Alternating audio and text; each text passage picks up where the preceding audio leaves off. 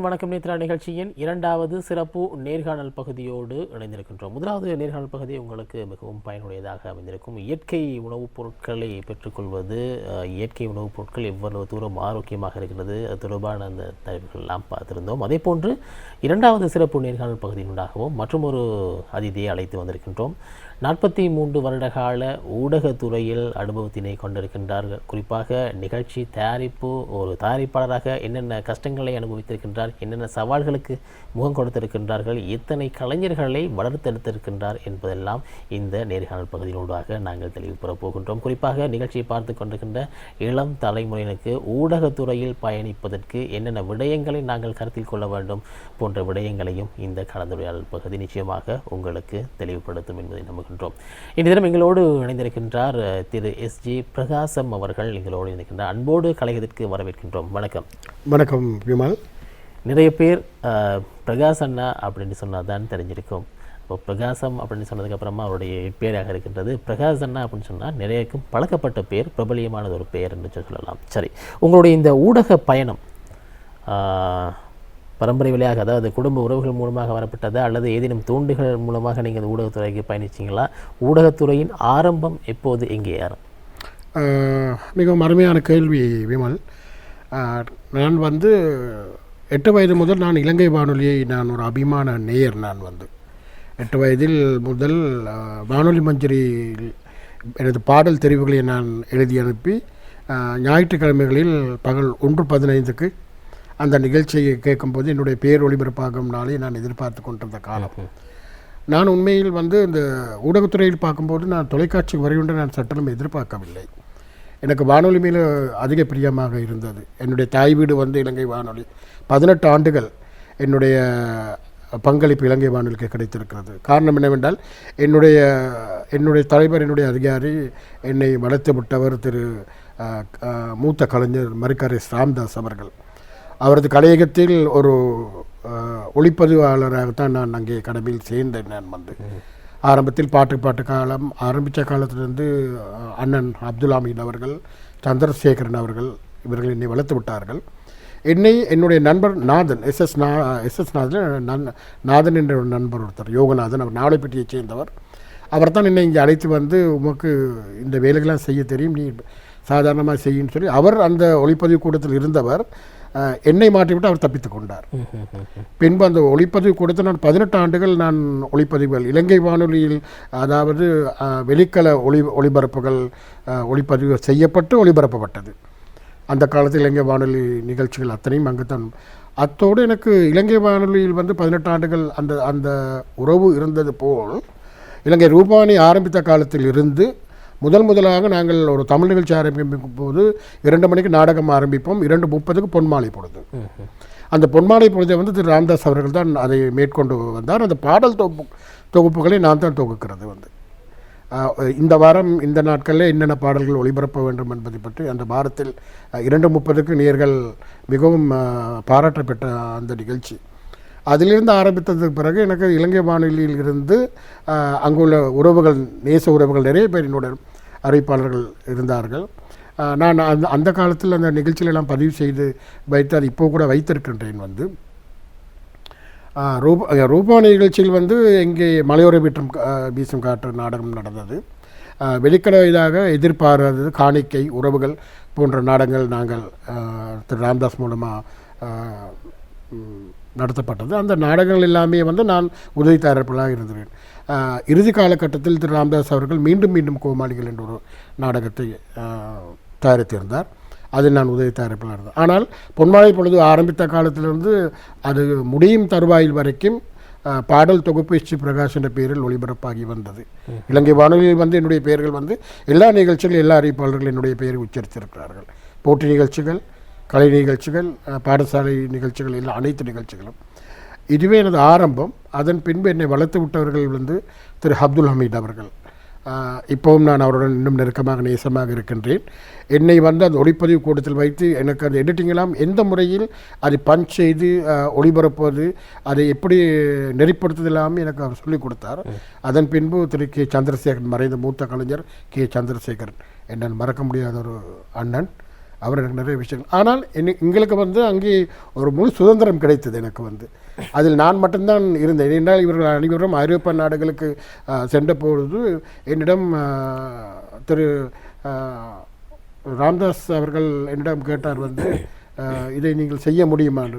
அப்போ ஹமீடன் சொன்னார் வந்து இல்லை பிரகாஷ் எல்லாம் செய்வான், நீ ஒன்றும் பயப்படாது, அவன்கிட்ட எல்லாம் கொடுத்துட்டு போகின்றார். ஆனால் 16 ப்ரோக்ராம், அதாவது இலங்கை வானொலியில் ஞாயிற்றுக்கிழமைகள் ஒளிபரப்பான 16 விளம்பர நிகழ்ச்சிகள் அனைத்தையும் தொகுத்து நான் ஒளிபரப்பு செய்து வந்தேன் அவர்கள் வரும் வரைக்கும்.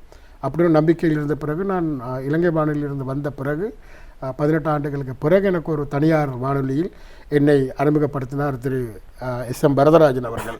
இங்கே முதல் பணியாற்றியவர். அதன் பின்பார் ரூபானியிலிருந்து ஐடிஎனுக்கு சென்றிருந்தார்.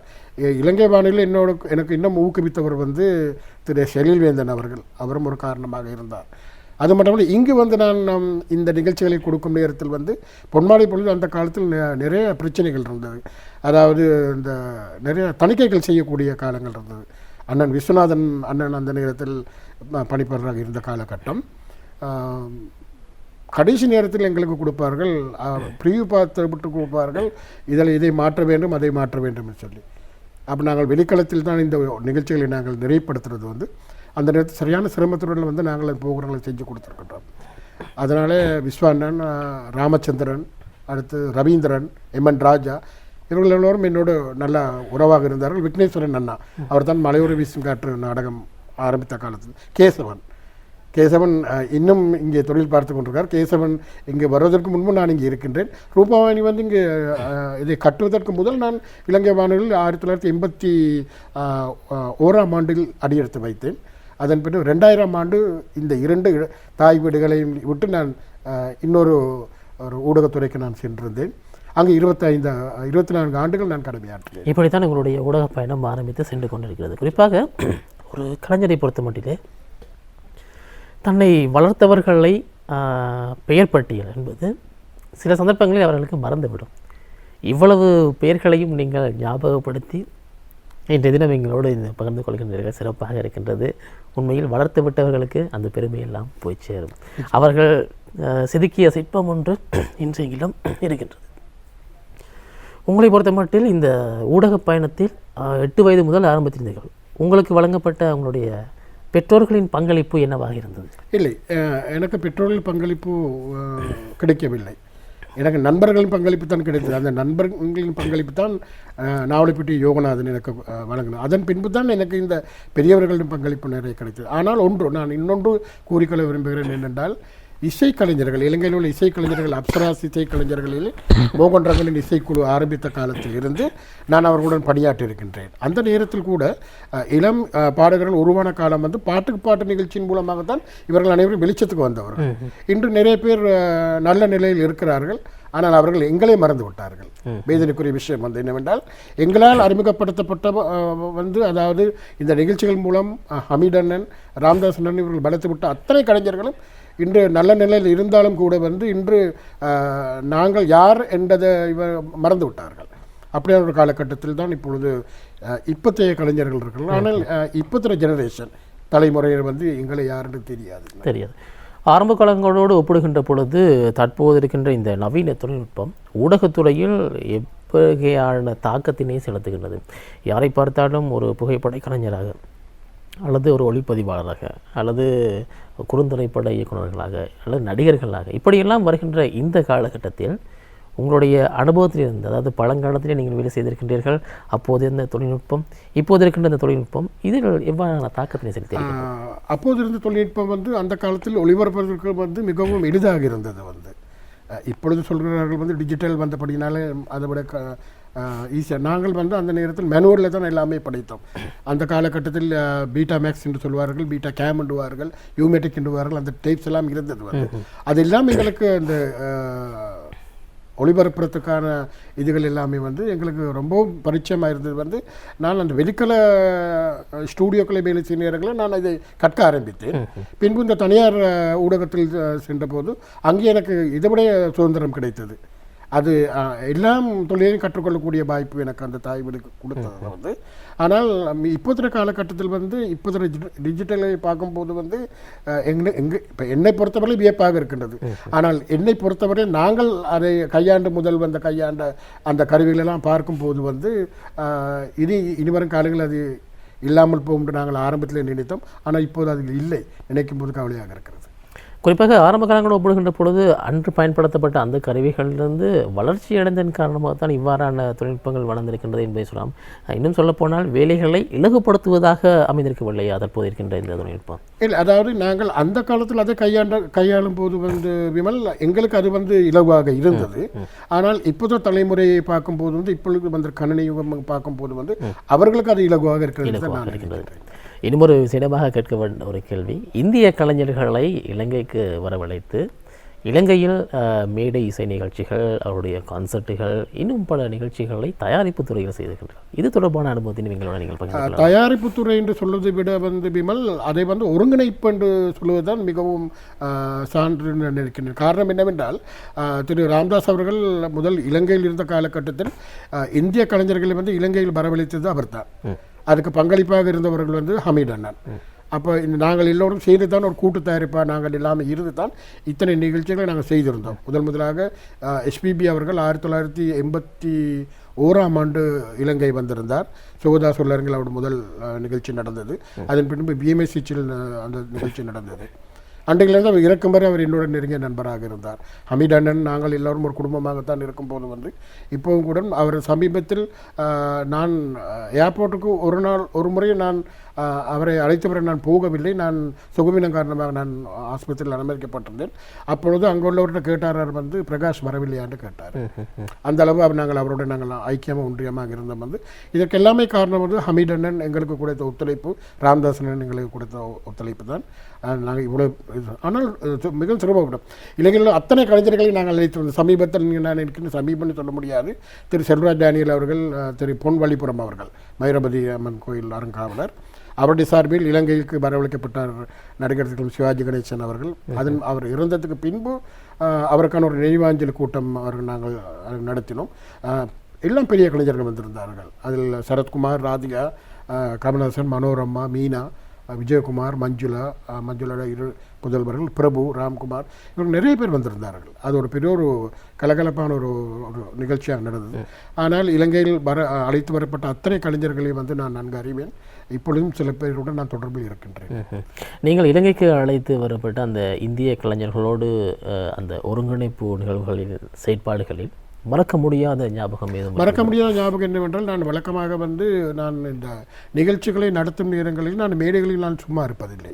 முடிந்தளவு என்னுடைய பங்களிப்பை அங்கு இங்கு ஓடி ஆடி நான் செய்வது வழக்கம் வந்து. அப்போ அந்த நேரங்களில் கூட வந்து ஹமீட் அண்ணன் என்னிடம் திரு வரதராஜன் கேட்டிருந்தார், பிரகாஷை கண்டீர்களா என்று. ஏனென்றால் நான் ஒரு இடத்தில் இருப்பதில்லை. அந்த அளவில் நான் அது ஒரு ஆர்வம் கூட இவர்களோடெல்லாம் கடந்து கடமையாற்றுகிறது. அந்த நேரத்தில் இன்னொரு விஷயத்தை நான் சொல்ல ஆரம்பிக்கின்றேன். 2005 நினைக்கின்றேன், சுகதாஸ் உள்ளரங்கில் ஒரு நிகழ்ச்சி நடந்தது.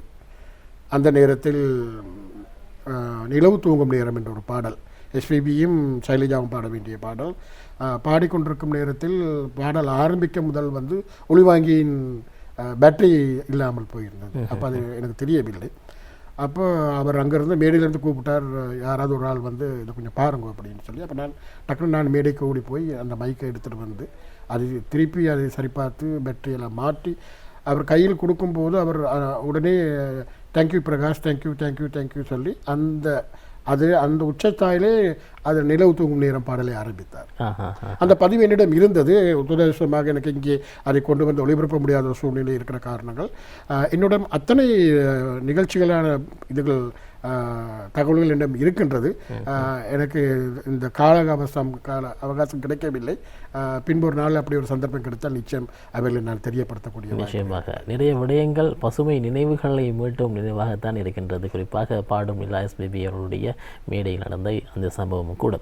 இதையும் தாண்டி ஒரு நிகழ்ச்சியினை நீங்கள் ஒழுங்குபடுத்தி அதனை தயாரிப்பு செய்கின்ற பொழுது நிகழ்ச்சியின் தொகுப்பாளர்களும் சரி அல்லது வருகை தந்திருந்த அதிதிகளையும் இவர்களெல்லாம் ஒருங்கிணைப்பதில் எவ்வகையான சவால்களை ஒரு தயாரிப்பாளராக நீங்கள் கண்டிருந்தீர்கள்? இல்லை, சவால்களை என்று சொல்வதை விட நான் அவர்களுடன் பணிவுடன் நான் அவர்களை கதைத்து கொண்டு அவர்கள் என்னை அவர்களுக்கு ஏற்றது போல் அனுசரித்து எங்களுடைய வேலைகளை செய்யும் போது வந்து இதுவரைக்கும் எனக்கு எந்த ஒரு சவாலும் ஒன்றும் ஏற்படவில்லை. வந்து எல்லோரும் நான் ஒரு ஆரம்ப காலத்திலிருந்து என்னை அறிந்தவர்கள் வந்து பிரகாஷா அடே வா அப்படின்னு சொல்லி என்னை மிகவும் தட்டி கொடுத்து என்னுடைய மேலே வாங்கியவர் நிறைய பேர் இருக்கிறார்கள். வந்து அதனால் எனக்கு அப்படியான ஒரு சம்பவங்கள் இது வரைக்கும் இடம்பெறவில்லை.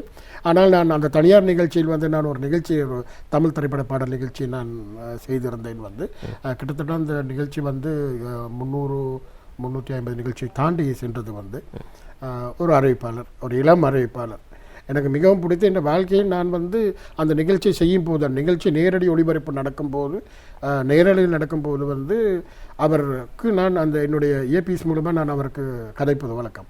நான் சொல்வதை அவர் அப்படியே ரிப்பீட் பண்ணிக்கொண்டே லைவாக அந்த நிகழ்ச்சியை செய்து கொண்டு போன ஒரு அறிவிப்பாளர் இன்னும் என்ன மனதில் இருக்கின்றார். வந்து ஆனால் அப்படியெல்லாம் எங்களோட நல்லா ஒத்துழைத்து நல்லா கோஆர்டினேட் பண்ண நிறைய அறிவிப்பாளர்கள் இருக்கிறார்கள்.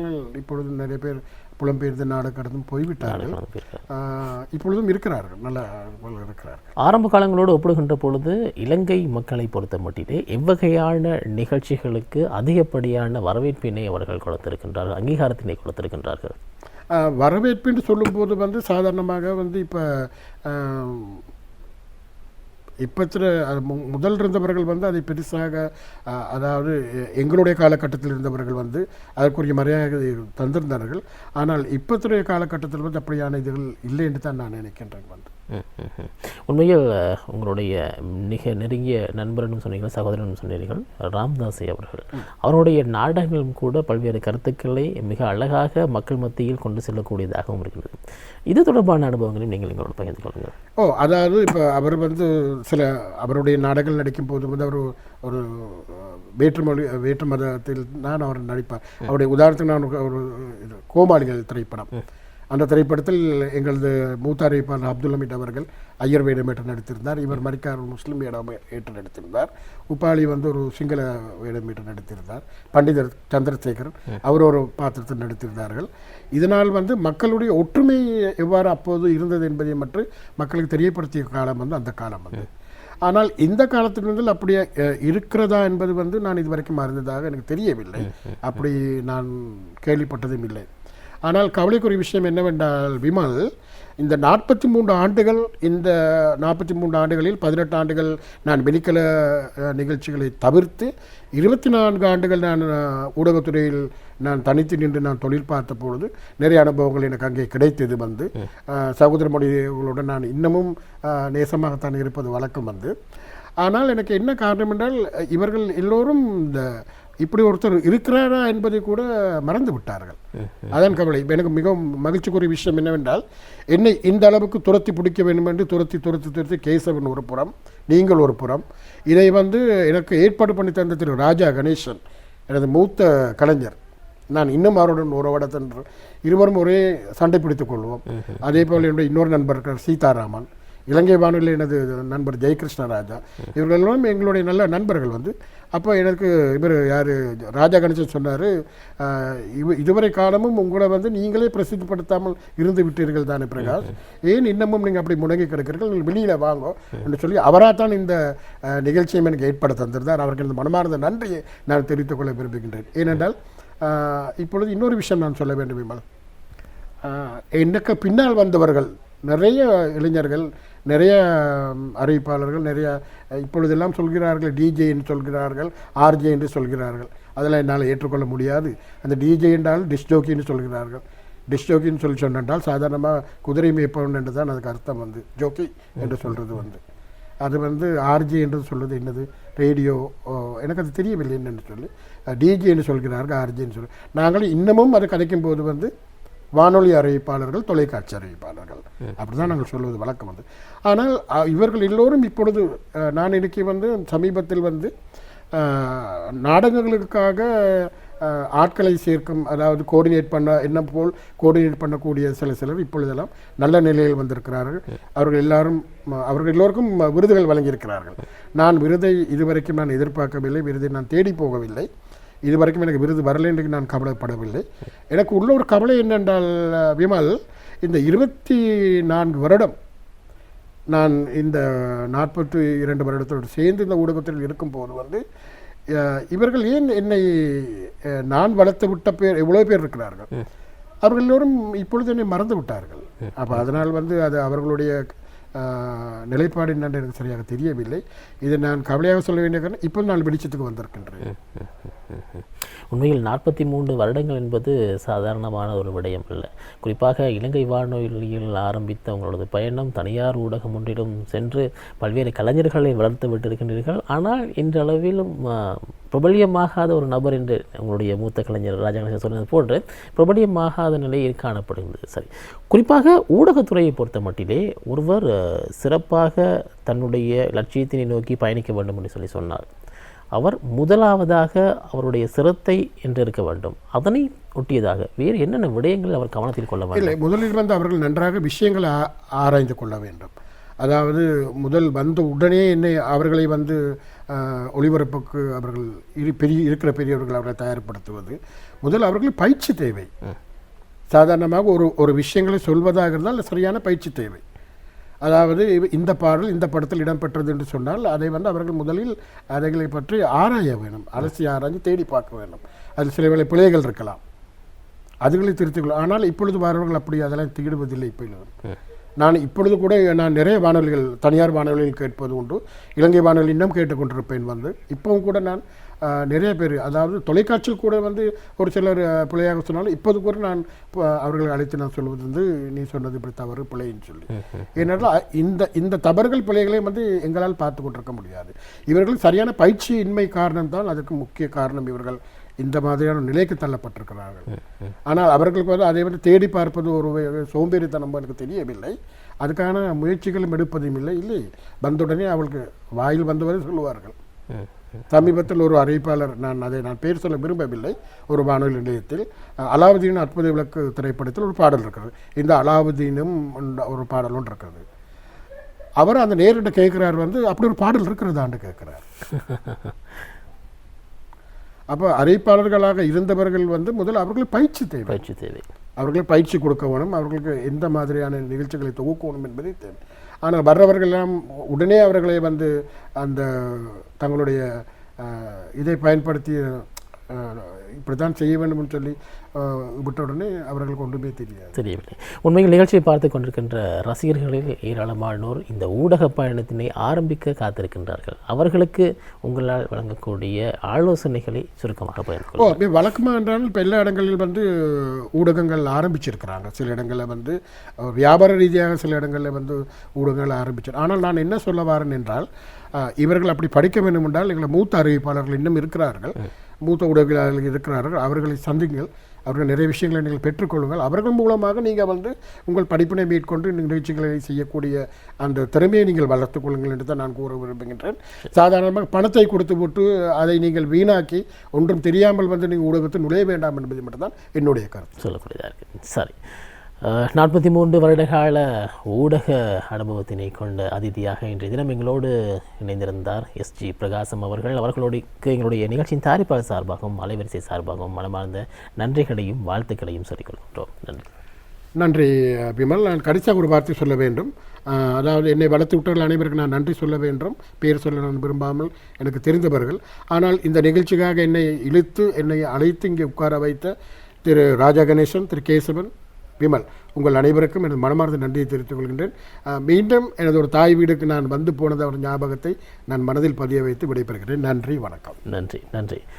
சரி ரசிகர்களே, வீரான் வணக்கம் நேத்ரா நிகழ்ச்சியில் வந்த அனைத்து அம்சங்களும் உங்களுக்கு பிடித்திருக்கும் என்று நம்புகின்றோம். அந்த வகையில் இன்றைய நிகழ்ச்சியின் தயாரிப்பாளர் மா கேசவன் மற்றும் தனஞ்சயனுக்கு நன்றிகளை கூறிக்கொண்டு மற்றும் ஒரு நிகழ்ச்சியில் உங்கள் அனைவரையும் சந்திக்கும் வரை விடைபெறுகின்றேன். நன்றி, வணக்கம்.